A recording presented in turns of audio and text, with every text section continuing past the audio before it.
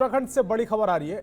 मुख्यमंत्री पुष्कर सिंह धामी ने एक बड़ा ऐलान किया है। विस्थापित बंगालियों के जाति प्रमाण पत्र से पूर्वी पाकिस्तान शब्द को हटाने की ये जो खबर हमने आपने दिखाई, उसके बाद एक खुशी की लहर है।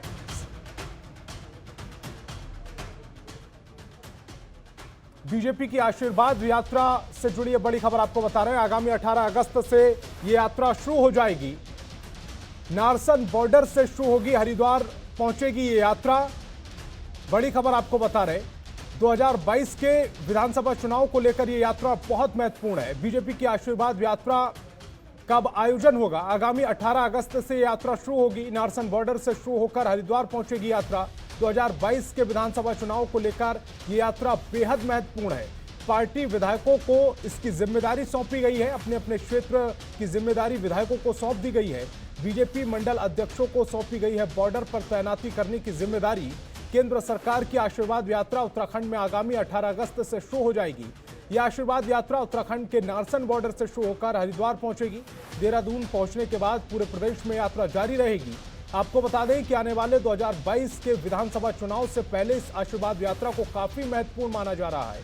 इस आशीर्वाद यात्रा में केंद्र सरकार से लेकर प्रदेश बीजेपी संगठन के लोग भी पूरी जी जान से जुटे हुए हैं। साथ ही सभी पार्टी विधायकों को अपने अपने क्षेत्रों की जिम्मेदारी सौंपी गई है। बीजेपी मंडल अध्यक्षों के साथ साथ अन्य कार्यकर्ताओं को बॉर्डर पर तैयारी करने की जिम्मेदारी सौंपी गई है। इस आशीर्वाद यात्रा में केंद्रीय संगठन मंत्री दुष्यंत गौतम, उत्तराखंड से नवनियुक्त केंद्रीय मंत्री अजय भट्ट के अलावा प्रदेश में बीजेपी के सभी बड़े नेता शामिल होंगे। और हमारे ब्यूरो चीफ सुरेंद्र ढाका देहरादून से लगातार हमारे साथ बने हुए हैं। सुरेंद्र जी, आशीर्वाद यात्रा 2022 से पहले बीजेपी ये शुरू करने जा रही है। बेहद महत्वपूर्ण यात्रा बीजेपी के लिहाज से और कांग्रेस के लिहाज से कितनी बड़ी चुनौती?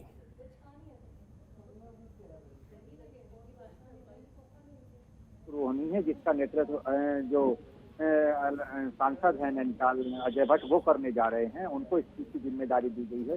बीजेपी के सभी बड़े नेता इसमें शामिल होंगे। मुख्यमंत्री भी अपनी जब विधानसभा में उनकी पहुंचेगा आशीर्वाद यात्रा का कार्यक्रम, तो वहां पहुंचे सभी जो जितने विधायक हैं उन्हें अपनी अपनी विधानसभा की जिम्मेदारी दी गई है। जब इस बॉर्डर से उस बॉर्डर की विधानसभा में ये यात्रा एंटर करेगी तो वहाँ उसकी जिम्मेदारी उस विधायक के कंधों पर होगी।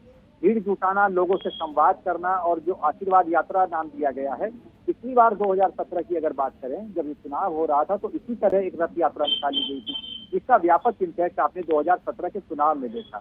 लेकिन अब जब अजय भट्ट को ऐसे समय में जिम्मेदारी दी गई है, नए नए केंद्रीय राज्य मंत्री बने हैं और जो प्रदेश प्रभारी है दुष्यंत गौतम वो रहेंगे, रेखा वर्मा है वो रहेंगी, तो और जितने बड़े नेताओं को और बीजेपी के जो संगठन के लोग हैं उनको ये जिम्मेदारी दी गई है।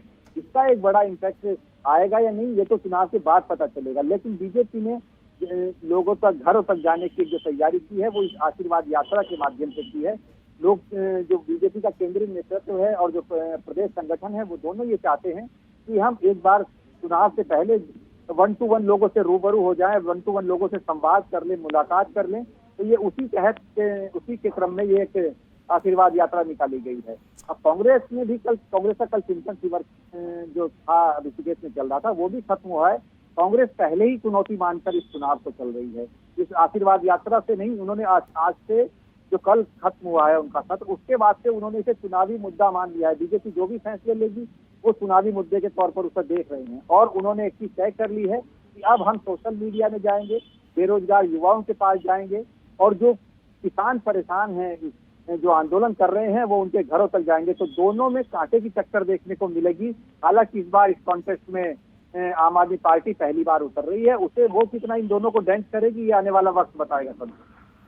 सुरेंद्र जी, बीजेपी की एक ताकत रही है, वो बूथ स्तर तक अपने जो कार्यकर्ता हैं उनको एकजुट करने में कामयाब रहती है और उनके बूथ स्तर तक के कार्यकर्ता उनके कैंपेन में शामिल होते हैं, उनके अभियान में शामिल होते हैं।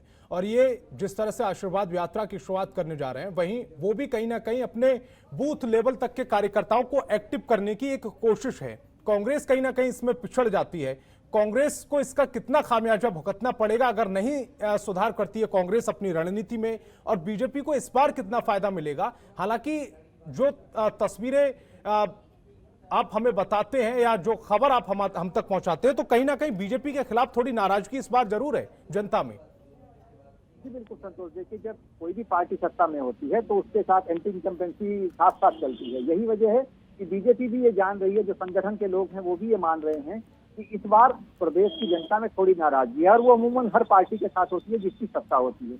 अब ये दोनों राजनीतिक पार्टियों की जो आपने बात की है, कांग्रेस और भारतीय जनता पार्टी की, भारतीय जनता पार्टी का संगठन बूथ लेवल तक बहुत मजबूत संगठन है, और उस संगठन का ही परिणाम है कि बीजेपी सत्ता में वापसी कर जाती है।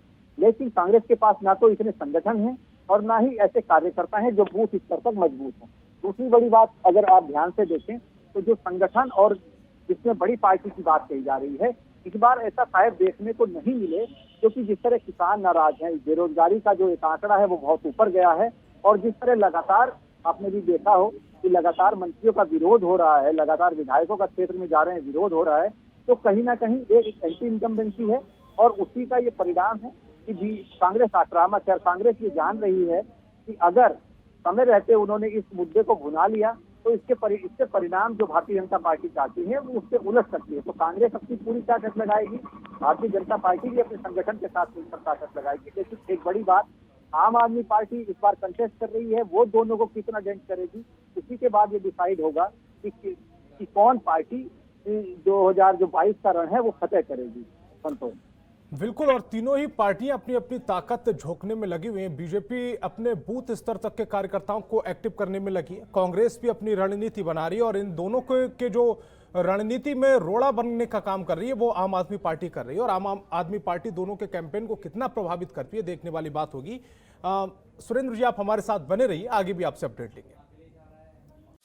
खबरों के निष्पक्ष विश्लेषण के लिए सब्सक्राइब करें जनतंत्र TV and press the bell icon.